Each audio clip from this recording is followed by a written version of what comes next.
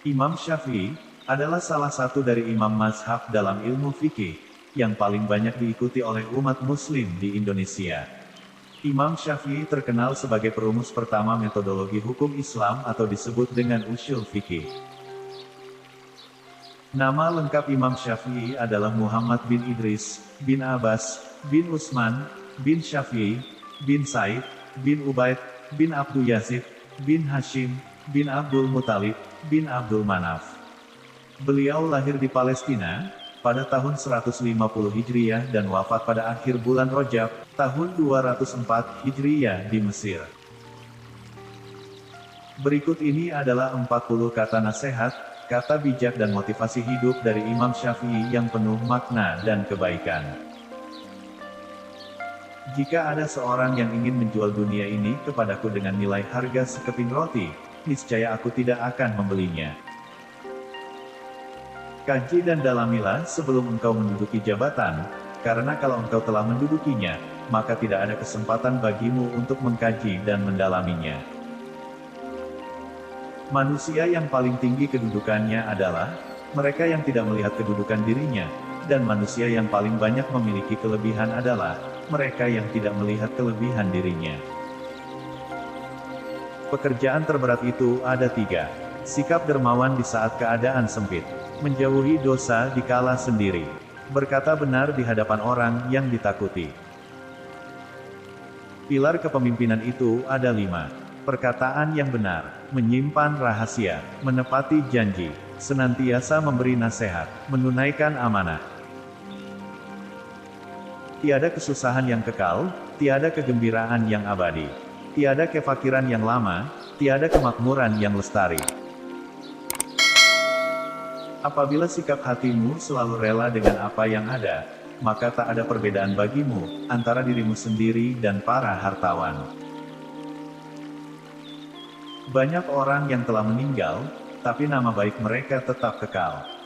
Dan banyak orang yang masih hidup, tapi seakan mereka orang mati yang tak berguna.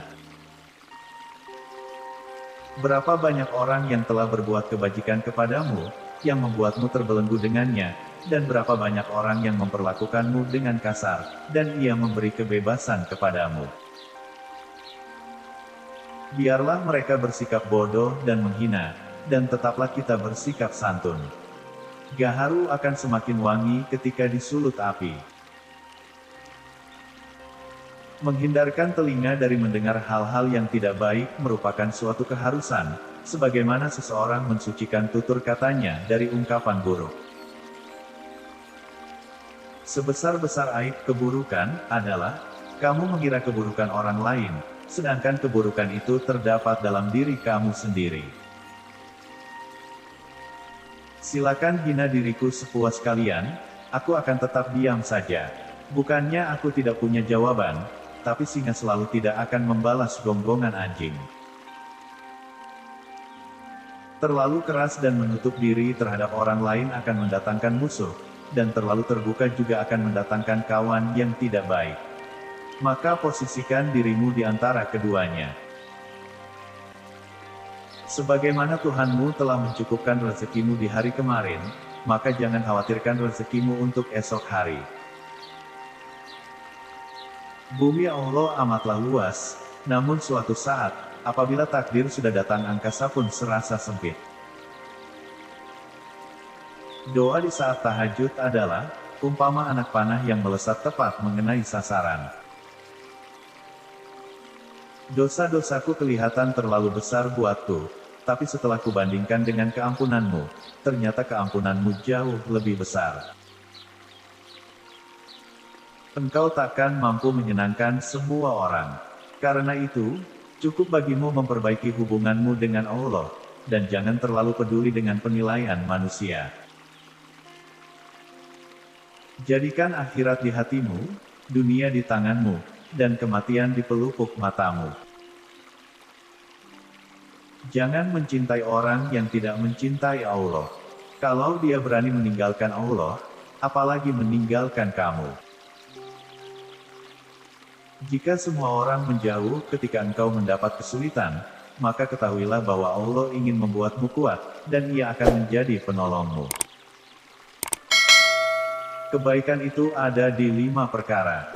Kekayaan hati, bersabar atas kejelekan orang lain, mengais rezeki yang halal, takwa, dan yakin akan janji Allah Subhanahu wa Ta'ala. Perbanyakan menyebut Allah daripada menyebut makhluk. Perbanyakan menyebut akhirat daripada menyebut dunia. Sebaik-baik harta simpanan adalah takwa, dan sejelek-jeleknya adalah sikap permusuhan. Siapa yang menginginkan husnul khotimah di penghujung umurnya, hendaknya ia berprasangka baik kepada manusia. Jika kamu tidak tahan terhadap penatnya belajar, maka kamu akan menanggung bahayanya kebodohan.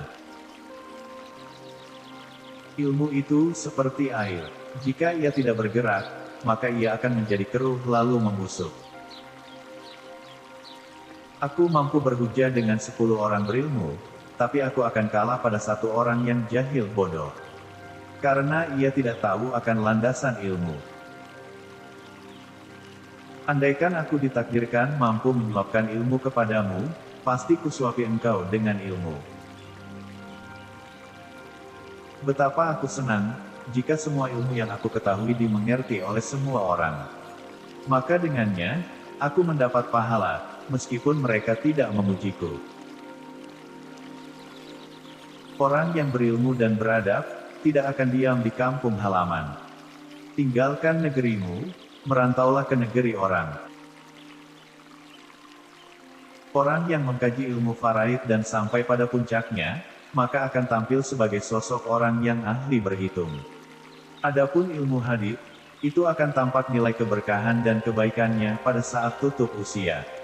Adapun ilmu fikih, itu merupakan ilmu yang berlaku untuk semua kalangan, baik muda maupun yang tua, karena fikih merupakan dasar dari segala ilmu. Orang yang pandai akan bertanya tentang apa yang ia ketahui dan tidak ia ketahui. Dengan menanyakan apa yang ia ketahui, maka ia akan semakin mantap, dan dengan menanyakan apa yang belum ia ketahui, maka ia akan menjadi tahu.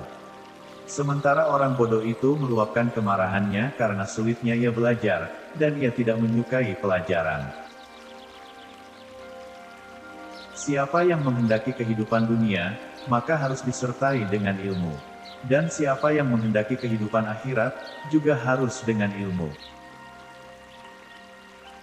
Singa jika tidak keluar dari sarangnya, ia tidak akan mendapatkan makanan. Begitu juga dengan anak panah, jika tidak meluncur dari busurnya, anak panah tersebut tidak akan mengenai sasaran. Ketahuilah, sesungguhnya hidupmu di dunia akan sirna, dindingnya juga akan hilang dan hancur, maka perbanyaklah perbuatan baik, dan jangan terlalu banyak berangan-angan. Marahnya orang yang mulia bisa terlihat dari sikapnya, dan marahnya orang yang bodoh terlihat dari ucapan lisannya. Kenyang itu akan membuat badan jadi berat, mengeraskan hati, menghilangkan kecerdasan, mengajak tidur dan melemahkan ibadah.